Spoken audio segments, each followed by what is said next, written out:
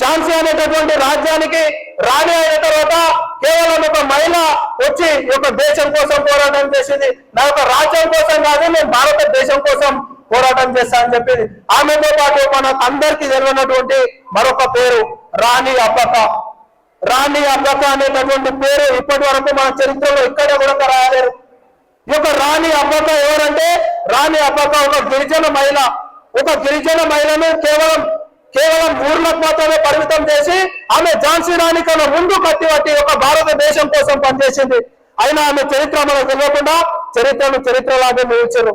ఆమె కోసం మనమందరం కూడా చదువుకొని ఝాన్సీ రాణిని, రుద్రమదేవిని, అలాగే రాణి అబ్బక్కను ఆదర్శంగా తీసుకొని ఒక సమాజానికి ఆపద వచ్చినప్పుడు ఒక్కొక్క చెల్లి ఒక ఝాన్సీ రాణి లాగా